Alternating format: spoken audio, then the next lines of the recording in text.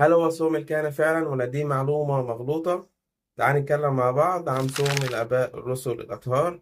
صوم الآباء الرسل هو أقدم صوم في كنيسة العهد الجديد وأول صوم في كنيسة العهد الجديد. بيرجع تاريخه لأكثر من 2000 سنة ومنذ نشأة كنيسة العهد الجديد.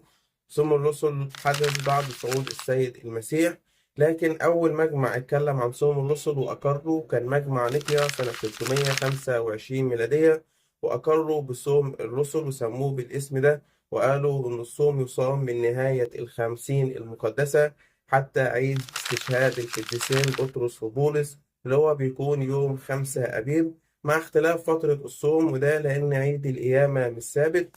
لكن الأهم إنه صوم الآباء الرسل هو صوم نوه عنه أو نبه عنه السيد المسيح بنفسه في العهد الجديد لما سألوه إنه تلاميذ يوحنا بيصوموا وتلاميذك ليه مش بيصوموا، فقال لهم حينما يرفع العريس عنهم حينئذ يصومون. والآية دي ذكرت في متى الإصحاح 9 آية 15. وفعلا بدأ يصوموا التلاميذ بعد ما رفع السيد المسيح عنهم في عيد العنصرة. والكتاب المقدس ذكر صوم الآباء الرسل أكتر من مرة، زي مثلا ذكر عن القديس بطرس الرسول إنه كان صائم حتى جاع كثيرا واشتهى أن يأكل، دي في أعمال الرسل 10:10.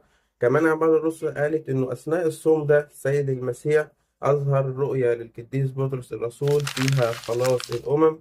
فبالصوم ربنا بيبدأ يكلم الآباء الرسل. كمان قال عن القديس بولس الرسول إنه في أتعاب، في أسهار، في أصوام. قالوا كمان إنه القديس بولس الرسول صام ومعه برنابة في أعمال الرسل إصحاح 14 آية 23. كمان أهم حاجة إنه في أثناء صوم الآباء الرسل كلم الروح القدس الآباء الرسل وقال لهم ادعوا لي برنابا وشاول للخدمة في أعمال الرسل إصحاح 13 من آية 2 وآية 3. فكون إن أنت تختزل صوم الآباء الرسل اللي هو أقدم صوم في الكنيسة في إن هو صوم الكهنة، بمجرد إن الكهنة بيصوموا 40 يوم بعد ما بيترسموا بيروحوا الدير، فدي معلومة مغلوطة. لكن لو هنطلق اسم صح على صوم الآباء الرسل فإحنا ممكن نسميه صوم إعمال الروح القدس أو صوم الخدمة. وده لأنه في أول يوم في الصوم ده بطرس الرسول بنفسه دعا 3000 نفس وآمن 3000 نفس بعد العظة اللي ألقاها في أول أيام صوم الآباء الرسل. كمان زي الأمثلة اللي ذكرناها خلال الحلقة دي، كتير جدا من أعمال الروح القدس حدث أثناء الرسل ما كانوا صايمين وفي أثناء صوم الآباء الرسل. فممكن نسميه صوم الخدمة وممكن نسميه صوم أعمال الروح القدس. والدليل على كده إن الكنيسة في أثناء توزيع صوم الآباء الرسل بتقول لحن جميل جدا وهو لحن أصومين، وفي نهاية كل ربع بتفكرك بفرحة الكنيسة وسعادتها بأعمال الروح القدس في الصوم ده وأعمال الروح القدس في الخدمة في الصوم ده، وبتقول لك صعد إلى أعلى السماوات وأرسل لنا البراكليت روح الحق المعزي. أمين هللويا.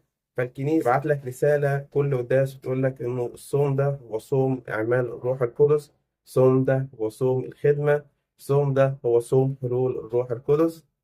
دي كانت نبذة بسيطة عن صوم الآباء الرسل. سنة وانتم طيبين. بصوم الآباء الرسل فرحانين وبإعمال الروح القدس حاسين. أشوفكم الحلقة الجاية. سلام.